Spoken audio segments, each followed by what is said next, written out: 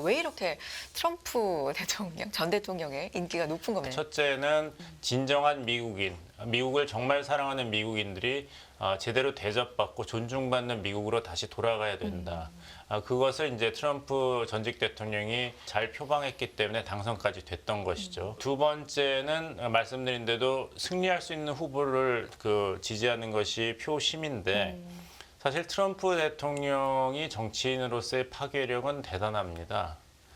지난 대선 때 이제 조 바이든 민주당 후보에게 지지 않았냐 이런 얘기를 하시는 분도 있겠지만 미국 대선 역사상 조 바이든 민주당 후보가 가장 많은 득표 8,100만 표를 했기 때문에 트럼프 대통령이 진 것이지 7,400만 표 이상을 양당 후보가 받은 것은 지난 2020년 대선이 처음입니다. 조 바이든 대통령이 이제 고령이라든지 답답한 미국의 그 국내 사정과 외교안보 정책에 대한 비판이 높기 때문에 트럼프 대통령이 나를 경험했지 않냐, 나를 믿을 수 있지 않냐, 이런 화두가 굉장히 강력하게 퍼지고 있는 것이 지금 판도다 말씀드리겠습니다. 네.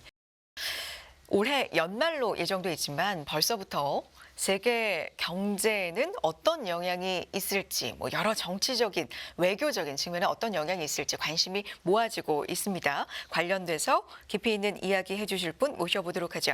연세대학교 통일연구원의 봉영식 박사 나와주셨습니다. 안녕하십니까? 네, 안녕하십니까? 네, 오랜만에 뵙습니다. 예. 네. 말씀드렸지만 11월로 예정돼 있는 대선, 지난해부터 관심이 많았다고 해도 과언이 아닌데 점점 관심이 이제 뜨거워지고 있습니다. 당연히 지금 상황에서는 트럼프 전 대통령의 당선 여부, 그러니까 바이든 대통령 리턴 매치가 성사가 될 것인지 일단 지금으로서는 그 부분이 좀 관심사라고 볼 수 있는데 앞서서도 전해드렸습니다만 디센티스 사퇴 소식이 또 속보로 전해졌습니다. 이제 아이오와 코커스에 이어서 뉴햄프셔 경선이 열리고 있는데 현재 상황 어떻게 봐야 되는지 일단 진단 부탁드릴게요, 교수님. 예, 11월 5일입니다. 미국 대통령 선거일은 첫 번째 월요일이 지나고 첫 번째 화요일 11월에 그날이 이제 대통령 선거일로 이제 헌법에 규정돼 있는데요.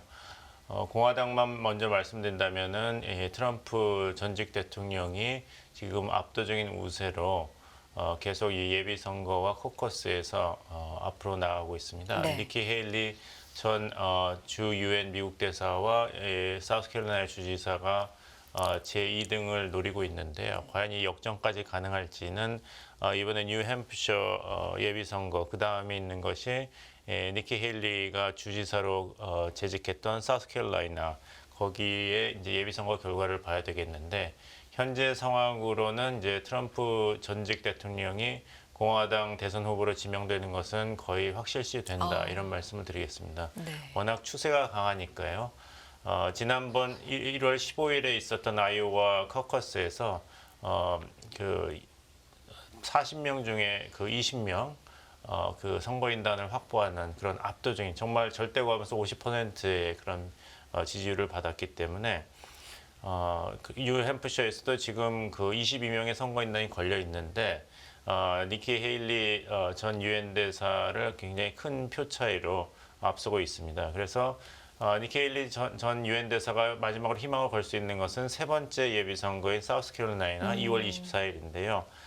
본인이 주지사를 여기만 주기 때문에 여기서 트럼프 그 대세론을 좀 바꿀 수 있는 그런 큰 표 차이로 승리를 하는 것이 중요한데 이 상황은 좋지 않습니다. 왜냐하면 주지사로 재직을 했던 사우스캐롤라이나 준데도 지금 아이오와 뉴햄프셔에서의 그런 트럼프 후보와 니키 헤일리 후보의 그런 여론조사를 보면 오히려 더 큰 차이를 보이고 있습니다. 그래서 트럼프 대세론이 결과로 나아질 것 같고 말씀하신 대로 유력한 도전자였던 론 산티스 플로리다 주지사가 이번에 뉴햄프셔 프라이머리를 앞두고 이제 선거 유세 중단을 선언하고 트럼프 후보 지지를 선언했습니다.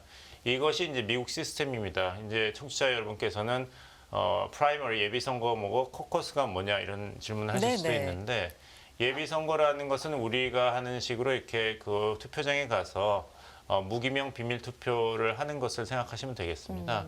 거기에 이제 오픈이 있고 클로즈드가 있는데 오픈은 뭐냐면 제가 공화당 예비선거에서도 투표를 할 수 있습니다. 제가 공화당원으로 그런 등록을 안 해도 돼요. 그것이 오픈 프라이머리고 공화당 후보를 선출하는데 공화당만 투표에 참여해야 된다. 이것이 closed primary입니다. 그럼 코커스는 뭐냐 하면은 이게 왜 그 주에서 그 주 정부가 이런 예비 선거를 관리하느냐 이런 의견이 있죠. 왜냐하면 네. 풀뿌리 민주주의 정신에 위반된다 해서 공화당의 이제 그 지방 단체들 정당이 주도하는 것이 커커스입니다. 그래서 이제 나는 왜 론산티스 주지사를 지지하느냐.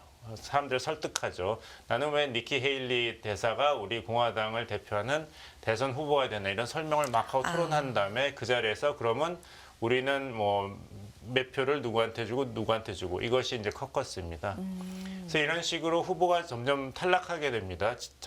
자진 사퇴를 선언하고요. 왜냐하면 우리나라 선거도 그렇지만 선거에 뭐가 제일 중요하죠? 돈인데 이렇게 뭐 승리할 그런 추세가 보이지 않는다면은 본인도 다음을 기약하거나 네.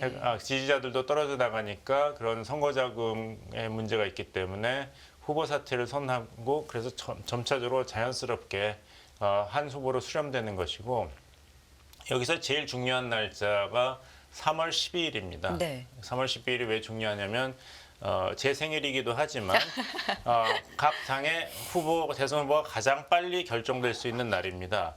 그러니까 선거인단 1215명, 즉 전체 선거인단의 절대 과반수를 확보해야 되는데 그것이 가장 빨리 일찍 이루어질 수 있는 날짜가 3월 12일이고 중요한 날은 3월 5일을 주목하시면 됩니다. 네. 그때는 15개 주에서 예비선거가 동시에 있는 날이기 때문에 캘리포니아라든지 텍사스라든지 그 슈퍼 튜즈데이에서 공화당 후보든 민주당 후보든 승리하는 자가 결국엔 대선 후보로 지명권을 획득할 확률이 굉장히 높습니다. 그래서 3월 5일, 3월 12일쯤이면은 거의 70% 이상의 선거인단이 확정이 되기 때문에 네. 그때는 정말 누가 어느 당을 대표해서 대선 후보가 될지 그때 아실 수가 있을 것입니다. 네. 3월 5일 슈퍼 화요일 그래서 주목을 해야 되는군요. 그렇습니다. 사실 미국 대선 얘기할 때 이 선거 방식이 정말 다르기 때문에 어떻게 봐야 되는지 좀 헷갈렸었는데 말씀으로 정리가 좀 됐습니다. 생일 안 잊어버릴 것 같아요. 예, 3월 그렇습니다. 10일. 알겠습니다. 자, 저는 안 그러면 잊어버립니다. 자, 트럼프와 헤일리 그렇다면 뭐 트럼프 전 대통령이 후보가 될 거다 거의 기정사실이라고 말씀해 주셨지만 어쨌든 니키 헤일리도 굉장히 지금 치고 올라오고 있는 가열차게 운동을 하고 있는 상황이기 때문에 공약의 특징 한번 분석해 주시겠습니까? 이제 니키 헤일리는 소위 이제 젊은 피, 네. 공화당의 이제 기득권 측면을 대변하는 그런 정당으로 전락했기 때문에 티파티라든지 이런 뿔뿔이 민주주의를 다시 살려야 된다. 그래서 정치적으로는 무경험자고 이단화격인 도널드 트럼프라는 사업가가 대선 후보로 확정이 됐고 대통령까지 당선이 되었다. 이 추세는 잘 알고 있습니다. 하지만 이것이 과연 우리가 지향하고 있는 공화당의 정신에 부합하는가?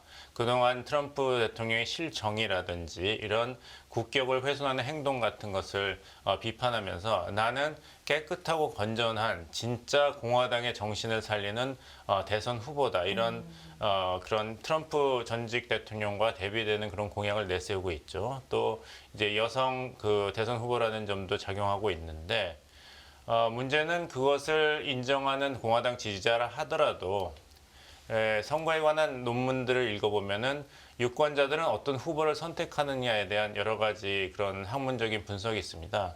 제일 중요한 것이 자기가 지지하는 그런 가치, 그런 원칙을 그 대표하는 후보를 지지하는 것이 1등이지만 두 번째, 그만큼 중요한 그 고려사항은 내 표가 사표가 되지 않는 것입니다. 즉 이길 확률이 제일 높은 후보에게 투표하는 소위 쏠림 현상이 나타나는데요. 네. 그런 면에서 본다면 이제 니키 헤일리 유엔 대사가 굉장히 불리한 입장이죠. 트럼프가 나서야지 우리가 다시 백악관을 탈환할 수 있다는 것이 이 공화당 지지자들의 가장 급선무이기 때문에 결국에는 승리할 수 있는 후보에게 우리가 힘을 몰아줘야 된다. 여기에 맞서서 굉장히 고전을 하고 있습니다.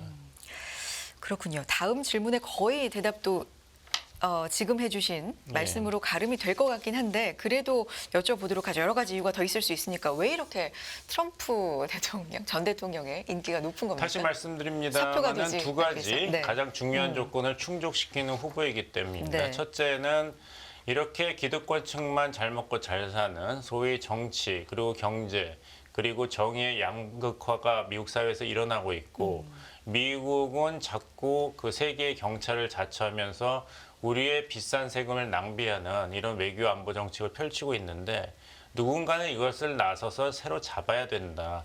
진정한 미국인, 미국을 정말 사랑하는 미국인들이 제대로 대접받고 존중받는 미국으로 다시 돌아가야 된다. 그것을 이제 트럼프 전직 대통령이 잘 표방했기 때문에 당선까지 됐던 것이죠. 그것이 소위 마가 운동이었죠. Make America Great Again. 미국을 다시 위대하게.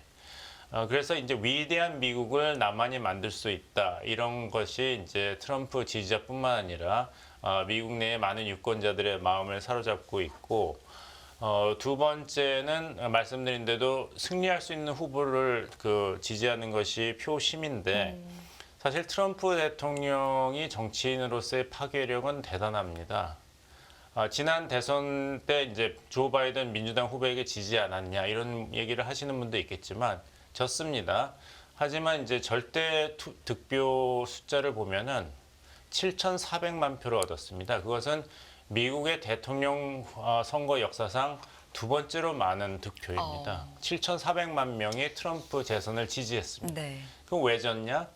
미국 대선 역사상 조 바이든 민주당 후보가 가장 많은 득표, 8,100만 표를 했기 때문에 트럼프 대통령이 진 것이지 7,400만 표 이상을 양당 후보가 받은 것은 지난 2020년 대선이 처음입니다. 그 7,400만 표의 상당 부분이 다시 트럼프를 지지할 확률이 높기 때문에 여기는 이제 트럼프 대세론이 굳어지고 있고 그리고 미국 역사를 보면은 현직 대통령의 프리미엄이 어마어마합니다. 그래서 역사상으로 보면은 지금 백악관에 있는 현직 대통령이 재선에 실패한 경우는 굉장히 드물다고 봐야 됩니다. 경제적인 심각한 위기가 있거나 그럴 때만 낙선이 되는데 두 가지 경우가 1980년 민주당 소속의 지미 카터 그 대통령이 재선에 실패했고 그때 로널드 레이건 캘리포니아 주지사가 공화당 대표로 나와서 압승을 했죠.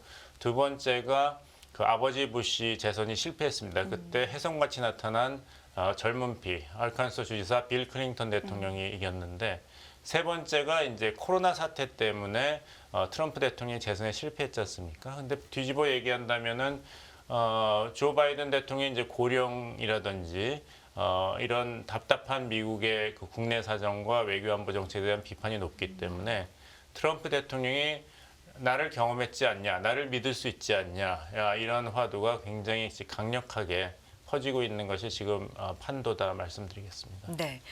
그렇다면 공화당의 대선 후보가 결정이 된 후의 일정은 박사님 어떻게 되는 겁니까? 뭐 헤일리 부통령으로 지명을 한다, 싫다 서로 뭐 신경전 좀 있는 것 같은데. 근데 그게 그냥 네. 몸값 올리기의 그런 네. 언사라기보다는 이제 트럼프 대통령에 대한 여러 가지 책들을 읽어보면은 트럼프 대통령이 가장 중요하게 여기는 것이 충성심입니다. 그래서 아시겠습니다만 트럼프 대통령이 당선되자마자 이런 그 트럼프 대통령에 대해서 FBI가 조사를 해야 되느냐 말아야 되느냐 했을 때 당시 제임스 코미 FBI 국장이 그 좀 중립적인 입장을 보였어요. 그러니까 코미 국장을 그 해임했지 않습니까? 그러면서 한 얘기가 나는 충성심이 중요하다 이런 얘기를 했어요. 그래서 탄핵이 돼야 된다 이런 움직임까지 민주당 주도에 의해서 있었는데 니키 헤일리 대사에 대한 비판은 한 가지입니다. 이 여자는 내가 그렇게 챙겨줬는데 나를 배신하고 나 대선 구도에 방해를 놓는다. 믿을 수가 없다. 그렇기 때문에 니키 헤일리 이제 유엔 대사가 얼마나 2등으로 잘하더라도 트럼프 대통령이 그 러닝메이트를 지명할 확률은 굉장히 적다. 이런 말씀을 드리겠습니다. 그렇군요. 자, 그렇게 돼서 만약 이제 가정을 해보겠습니다. 리턴 매치가 성사가 돼서 바이든 대통령과 트럼프 전 대통령이 후보로 나선다. 두 분 다 이제 고령의 어떤 논란이랄까요? 그런 게 있지 않습니까? 고령 그렇습니다. 리스크 뭐 이런 부분이 좀 있는데. 대단하죠. 네. 바이든 대통령도 이제 선거일 기준으로 보면 82세 그쵸. 만으로요. 그리고 트럼프 대통령 78세라서 또 고령 대통령이 나오는 것이 아니냐. 굉장히 미국의 유권자들도 이제 한국의 유권자들은 마찬가지입니다. 좀 새로운 정치인 없나.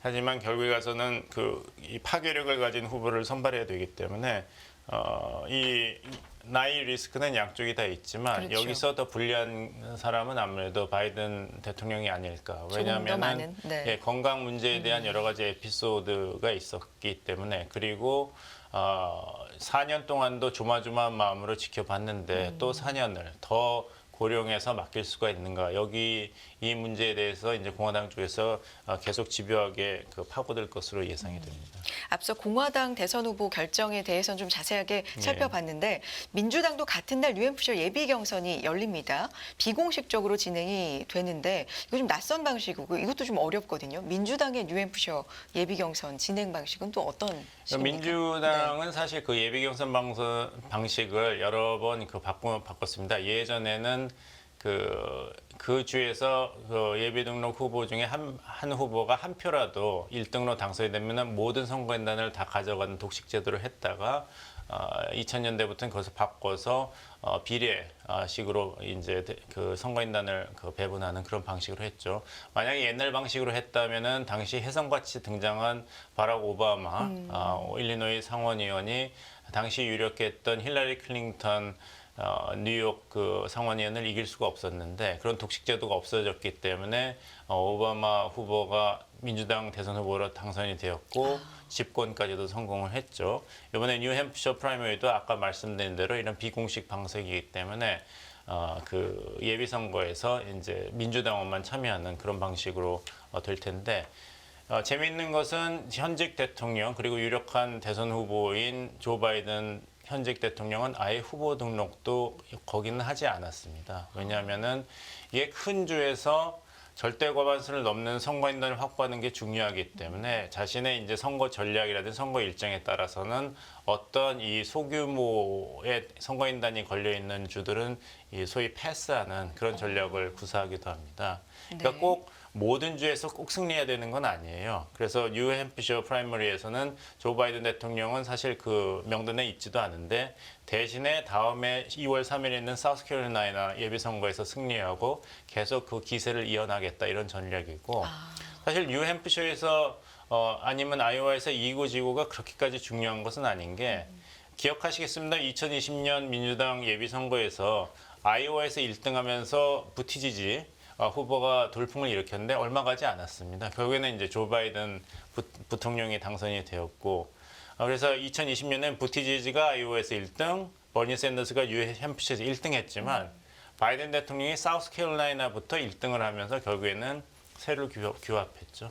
그래서 결국에는 아까 말씀하신 대로 공화당은 그 트럼프 전직 대통령 그리고 민주당은 현직 바이든 대통령이 그 후보로 나설 것이 거의 확실히 됩니다. 특히 민주당은 1884년 이후에 현직 대통령이 민주당 대선 후보로 다시 지명되지 않은 경우가 없습니다. 그래서 만약 조 바이든 대통령이 무슨 이유에서라든지 이번에 예비 선거에서 낙선을 한다면은 1884년 이후로 민주당 역사에서 처음으로 이변이 일어나는 것이기 때문에 그렇군요. 그렇게 확률이 높지 않다 말씀드리겠습니다. 거의 뭐 그런 역사가 있기 때문에 민주당보다는 공화당의 지금 후보 결정하는 과정이 좀 더 관심을 받고 있는 거군요. 이해가 됐습니다. 뭐 많이들 아시겠지만 그래서 바이든 대통령, 트럼프 전 대통령 어떤 사람들인지 간단하게나마 뭐 이력이랄까요, 소개를 할까요? 부탁드립니다.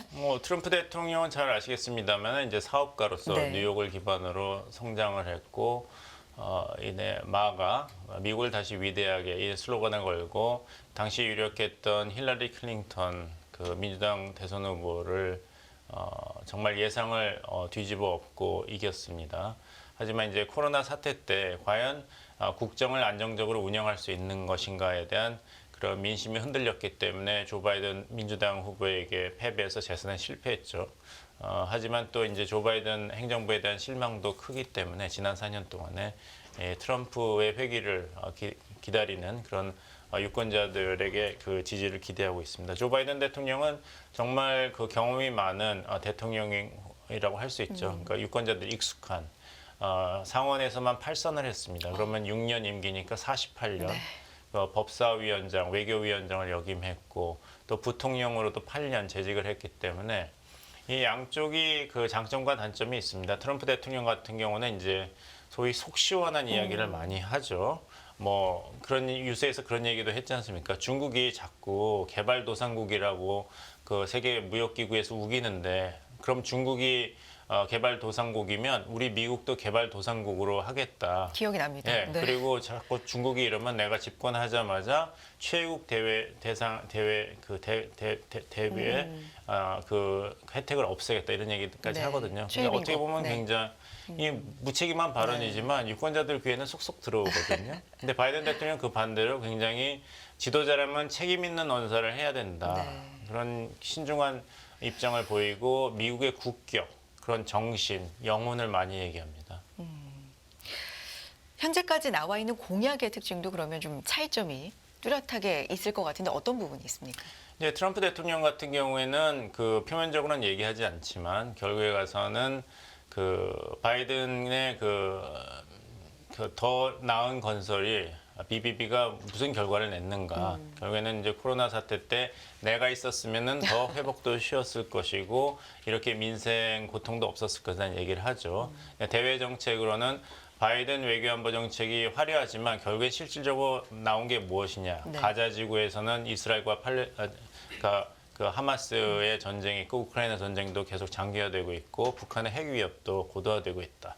하지만 내가 집권했을 때는 나는 김정은과 직접 대화 협상을 해서 북한의 핵 위협을 제대로 관리했고 그다음에 2020년에는 아브라함 협정을 체결해가지고 이스라엘과 바레인, 이스라엘과 UAE가 국교 정상화까지 했고 사우디아라비아까지 그 협정에 초대할 정도로 가시적인 그 결과가 있었다. 러시아의 관계도 좋았다.